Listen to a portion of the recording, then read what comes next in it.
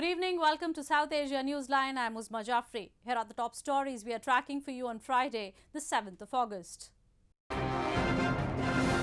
Indian Prime Minister Modi says new education policy is foundation of new India.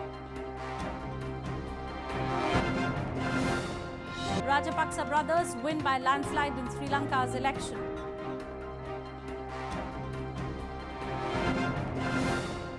And Afghan president addresses Loya Jirga, calls for decision on Taliban prisoners. And now for all the details.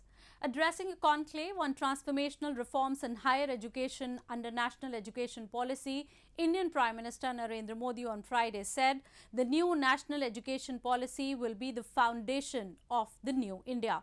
Modi said that through this new education policy, India will transform its students into global citizens who are rooted in their values. Indian Prime Minister Narendra Modi on Friday delivered the inaugural address at the conclave on transformational reforms in higher education under National Education Policy through video conferencing. Modi said the National Education Policy 2020 would usher a new world order while disputing any bias in the formulation of the scheme. National Education Policy was approved by the Indian Cabinet on July 29. The new education policy outlines some major changes in the school and higher education system. राष्ट्रीय शिक्षा नीति 21वीं सदी के भारत की नए भारत की foundation तैयार करने वाली है।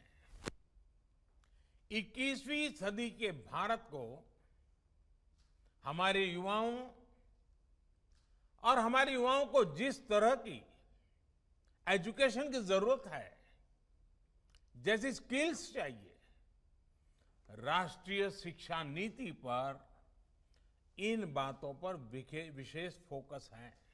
One of the major changes introduced in new education policy is the shift from 10+2 framework of education to 5+3+3+4 years with a strong base on early childhood care and education from age 3. Some of the biggest highlights are a single regulator for higher education institutions, multiple entry and exit options in degree courses, low-stakes board exams and common entrance exams for universities. At least 9 people lost their lives and several were feared trapped under debris in Idduki district of India's southern Kerala state on Friday after torrential rains triggered a massive landslide in the area. The incident came as several states in South India, including Tamil Nadu and Karnataka, have been experiencing heavy rains, landslides and floods from past few days, bringing normal life to a halt. At least 9 people lost their lives and several were feared to be trapped after a major landslide hit Pettimudi in Kerala's Idduki district on Friday.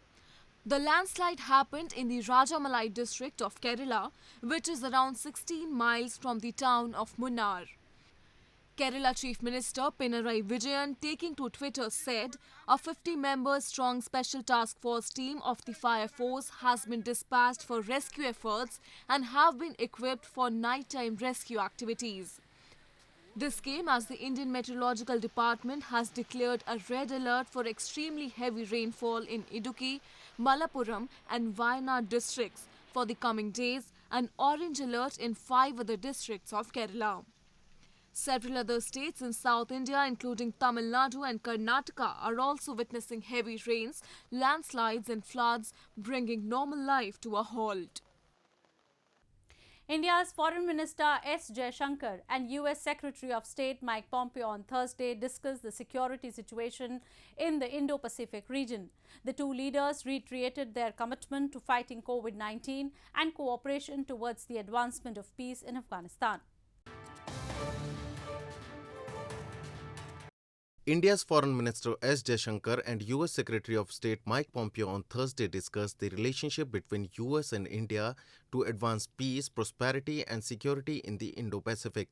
Taking to Twitter, Jaishankar on Friday said both leaders reviewed bilateral cooperation, shared assessments on regional and global issues, including South Asia, Afghanistan, Indo-Pacific, coronavirus challenge and Quad format in the near future. Pompeo had recently said that US, Australia, India and Japan had reinvigorated the Quad grouping. Meanwhile, reiterating India-US relationship, Pompeo said, "We remain united to advance peace in Afghanistan and to secure a sovereign Indo-Pacific in which all countries can prosper." India-US relationship has assumed a new dimension in the aftermath of the Galwan crisis in India's Ladakh region, as well as in light of the global fight against coronavirus. While several countries, including India, remain affected with Chinese expansionism, Pompeo has on several platforms stressed that China's expansionism is the biggest challenge of the present times. Pompeo has been urging countries to push back against China, whose Chinese Communist Party, or CCP, he said, rather than helping world during the COVID crisis, is bullying its neighbors and militarizing features in the South China Sea. In news from Sri Lanka, Sri Lanka's strongman Mahinda Rajapaksa staged a political comeback on Friday as his party, Sri Lanka Podujana Peramuna, and its allies registered a landslide victory in the twice-postponed general elections. This gives Mahinda and his younger brother, President Gotabaya Rajapaksa, the power to enact sweeping changes to the constitution of the island nation. Sri Lanka President Gotabaya Rajapaksa's party Sri Lanka Podujana Peramuna, or SLPP, has swept the parliamentary elections held Wednesday to elect 196 members to the 225-member parliament, giving him the power to enact sweeping changes to the constitution. Mahinda Rajapaksa is most likely to be sworn in the same position as Sri Lanka's Prime Minister by his younger brother, President Gotabaya Rajapaksa. Sajid Premadasa's Samagi Jana Balawegaya, the breakaway party from the United National Party, came second, obtaining just 54 seats. Supporters could be seen celebrating at the office of Madura Witane, an elected parliamentarian of the SLPP. අද දින ලබා දුන්න මේ ඓතිහාසික ජයග්‍රහණය අපි විශේෂයෙන්ම සාමකාමී මුක්ති විඳින්න ඕන. මොකද අපිට මේ ලැබිච්ච ජනවරම උමතුවෙන් උඩඟු වෙන්න ඕන ජනවරමක් නෙමෙයි. මේ ජනවරම සම්පූර්ණයෙන්ම ලබා දුන්නේ අපේ ජනාධිපතිතුමා ගෙනියන මේ රටේ වැඩපිළිවෙල ගැන මේ රටේ ජනතාව කරපු විශ්වාසයට. තුනෙන් දෙක ලැබීමේ අපේ ප්‍රධාන අරමුණ නම් රට ජාතිය වෙනුවෙන් වැඩ කරන හොඳ රාජ්‍ය නායකයෙක් අපිට හම්බ වෙලා තියෙනවානේ. මේ රාජ්‍ය නායකයාගේ විය යුතු සේවය අපි බලාපොරොත්තු වෙනවා එසේම Several world leaders, including Indian Prime Minister Narendra Modi, congratulated Mahinda Rajapaksa on his victory on Thursday.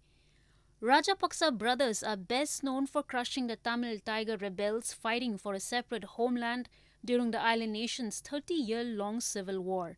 Gotabaya had sought a 2/3 majority in parliament to be able to restore full executive powers to the presidency, which he says are necessary to implement his agenda to make the country economically and militarily secure. Moving on. Engineers in Gilgit Baltistan recently held a press conference raising the issue of poor telecom services in the illegally occupied region. They demanded nationalization of Eskom, the local telecom service provider, to improve its efficiency, which could also provide job opportunities for local youth. As people in illegally occupied Gilgit-Baltistan continue to experience poor telecom services, local engineers have demanded nationalization of Eskom, the local telecom service provider, to improve its efficiency. During a press conference held over the issue of poor telecom services and internet connectivity across Gilgit-Baltistan, the engineers said nationalization of Eskom will enable local authorities to work independently on the betterment of Eskom and take necessary decisions in this regard without federal government's interference. They asserted that the nationalization of Eskom can also increase employment opportunities for youth in the region. हम मुतालबा ये कर रहे हैं कि एस्कॉम को nationalise किया जाए। नेशनलाइज करने से दो तीन फ़ायदे हैं। एक तो जो हमारी सर्विस है, जिस तरह पाकिस्तान के आप दूसरे हिस्सों में देखते हैं कि वो टेनर है, जोंग है, उनके 4G किस तरह चलते हैं। आप बिल्कुल उनकी आप बाउंड्री क्रॉस करके आप गिलगित बल्तिस्तान में आते हैं तो ठप से वो केबीज नीचे आ जाती हैं। तो इससे अंदाज़ा लगाएं कि ये लोग इस कैलिबर के नहीं हैं कि ये लोग ही इस 4G को बेहतर से बेहतर सहूलत करें। जब इसको नेशनलाइज करेंगे तो एक तो ये होगा कि यहाँ की जो आवाम है, यहाँ की जो बेरोजगार नौजवान हैं, इनको इस पर नौकरियाँ मिल जाएंगी। Eskom is the first telecom network provider which focuses on providing 2G, 3G and 4G services in parts of Gilgit-Baltistan and Pakistan-administered Kashmir in both the public and private sector. Students in Gilgit-Baltistan have also been raising concern over unstable internet signals amid the COVID-19 pandemic, as they now need it more to continue their online classes. The Grand Assembly, Loya Jirga, has opened in Afghanistan's capital to decide whether to release a final 400 Taliban prisoners. President Ashraf Ghani, in his inauguration speech on Friday, reiterated that neither he nor the country has the legal authority to decide on their future. This is the last hurdle to opening peace talks between the Afghan government and the Taliban under a peace deal between the militant group and the United States. Thousands of Afghan elders, community leaders and politicians gathered on Friday to debate whether the government should release 400 hardcore Taliban prisoners, a move that would likely quickly clear the path for peace talks. People have been invited to the Grand Assembly, known as Loya Jirga, in Kabul amid tight security and the coronavirus pandemic, to debate for at least 3 days and then advise the government on whether the prisoners should be freed. The Loya Jirga is being led by Abdullah, the head of the High Council for National Reconciliation. President Ashraf Ghani addressed the meeting as it opened, saying that the Taliban had said once the 400 prisoners were released, they would start negotiations within 3 days and commit to a ceasefire.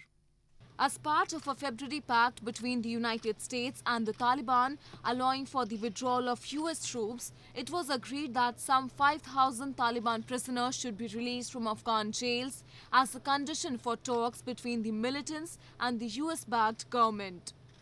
The government has released all but some 400 militants, it says, have been involved in some of the worst crimes. Washington has been urgently trying to ease the deadlock over prisoners as it withdraws troops, and President Donald Trump seeks to fulfill a major campaign promise to end the war in Afghanistan.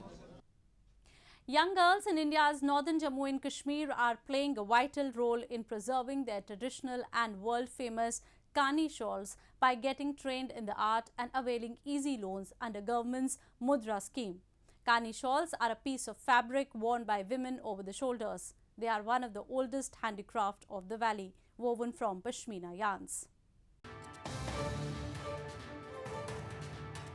Young girls in India's northern Jammu and Kashmir are playing a vital role in preserving the traditional and world-famous Kani shawls by getting trained in the art and availing easy loans under the government's Mudra scheme. Kani shawls, which is a piece of fabric worn by women over the shoulders, are originated from Kani Hama area of Kashmir. It is one of the oldest handicraft of Kashmir, woven from Pashmina yarn. Only trained craftsmen are knowledgeable enough to weave Kani shawls the right way. Earlier, the techniques and knowledge used to transfer from forefathers to next generations. But now, in order to promote the golden art, government through training centers is trying to indulge more and more youth into it. हमारा कानी shawl centre sir यहाँ चल रहा है। इसमें 15 trainings है हमारे, और सर इंस्ट्रक्टर एक है और लिए एक है sir student craft teacher sir है। इनको सर 2 साल के लिए ये ट्रेनिंग दी जा रही है। कानी शॉल को प्रमोट करने के लिए इस सेंटर की क्या जरूरत है? यहाँ सर ये कानी शॉल सिखाने के लिए मैं सर अगर हम इनको 2 साल की ट्रेनिंग दे रहे हैं, फिर तो सर ये बच्ची अगर अपने घर में सीखेगी, अगर बैंक तो फाइनेंस इनको कर देगी, ये तो सर अपना रोज़गार कमा सकते हैं। इससे सबका फ़ायदा होता है, हम लड़कियों का भी ज़्यादा फ़ायदा होता है इसमें, क्योंकि लड़कियां आमतौर पर घर वाले भी लड़कियों को ज़्यादा पढ़ाई नहीं होती है, इसलिए कि हम यही करें ताकि हम भी अपने पैरों पे खड़ा हो सकें। State government of Jammu and Kashmir has granted a geographical indication to the Kani shawl, making it illegal to sell shawls made outside of the Kani Hama area as Kani shawls. Well, that's all we have for you from South Asia this evening. Now our viewers can watch the show on SouthAsiaNewsline.com. You can also visit us on Facebook.com/SAsiaNewsline and follow us on Twitter @SAsiaNewsline. That's all in tonight's edition. We will see you same time next week. Have a great weekend.